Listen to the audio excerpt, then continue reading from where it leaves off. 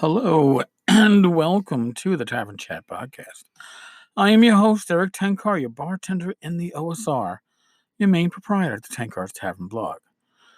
Like I said yesterday, thank you. We have surpassed 150,000 listens or downloads or, excuse me, whatever you want to call it. And that's all because of you all. Now, the NFL kicked off tonight, watching a low-scoring game, and I was like, it's time to make the podcast. The podcast. If you don't remember the old Dunkin' Donuts commercials, it was time to make the donuts. So, what are we going to make today? Well, I'm going to talk about making your NPCs memorable. And these are really, actually, simple tricks. Now, most of you, if you're experienced GMs, you probably already know this. You know most of it, or you have your own trick that I'm not even going to be talking about because they're yours, and I haven't figured those things out, But I think the pit that many DMs fall into is that you try to make your NPCs too memorable. You add too much to them. You overwhelm the players. The guy's got a tick. He's got a favorite word. Always has these certain motions when he's talking, and he has an act. No. You need one hook. Trust me on this one. You need one hook, and your NPC will be memorable. Now, that hook can be many different things. Maybe the fence they always deal with is always taking a coin and flipping it through his fingers like you see in the movies, which I can never, ever seem to be able to do. But he's making that coin dance in his hand as he's talking to the players.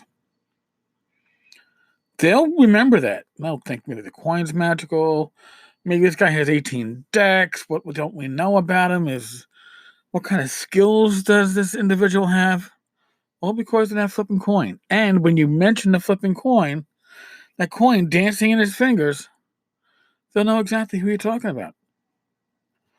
Maybe the individual in question has a monocle or always wears glasses and at the very bridge of his nose and always curls his nose up. I mean, you don't have to add a lot to get your players invested. But you do need to add something if you want them invested. If it's just to a random shopkeeper and it's no big deal, you don't think they're going to go back and you're really not worried about it, then don't worry about it yourself. But if, I don't know, it's the sage that they might go back to numerous times, give them a mannerism. It could be an accent. I am horrible. I play with accents. Well, it's just the Irish brogue where I've been told I sound like a cartoon leprechaun trying to sell cereal to you. Or there's Rach in the background laughing at that one. You're a cartoon leprechaun, you motherfucker. But you can do that. Don't take offense. Again, I am using accents from across the world. But you also have the Indian accent where the people talk like this and they have a certain method of with the pandering with the talking. There's a certain rhythm to it when you're talking like this. I went to public school in New York City. All right. I picked up accents across the board, but when you use accents, it doesn't matter if it is cartoonish, okay? That doesn't matter. It doesn't have to be authentic. It could be something that you totally make up. That's fine too. But it should be, if you're going to give the character an accent, that's probably an accent and, I don't know, some special kind of beard, or they always wear purple or whatever. You don't add too much. Okay? Maybe it's the, one of the town watch that they always deal with, and as opposed to everybody else in the town watch who has their longsword and staff, this individual goes around with just a dagger. And either he's very skilled at what he does, or he's not very skilled at what he does. But he has a certain confidence that all he needs is a dagger to deal with ruffians in the night. Your party will see him and notice him on the street, and they'll go, "Hey, that guy Tomas, the watchman who only carries the dagger. Is he around? I want to talk with him." Little things. Little things. Yeah, it could be clothing. It could be, I don't know, the bartender that no matter what the temperature is outside is always tending bar in shorts and a shirt sleeve shirt. And when he goes out to fetch maybe water from outside, he doesn't, and it's a blizzard. He doesn't change, doesn't put on a coat. That's how he goes. Your party will remember that. Your players will remember that. But you don't want to take one character and, give them the Irish brogue. They always carry a two-bladed battle axe. Their beard is braided, and they are 6'8".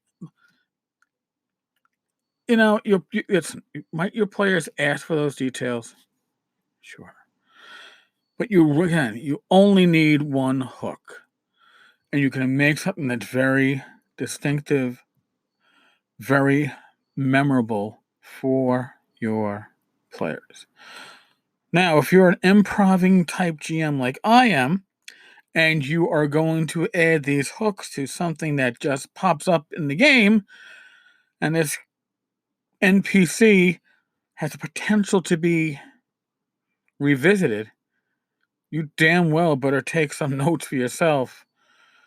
And it should be name, race, gender, hook, and describe that hook in like a sentence.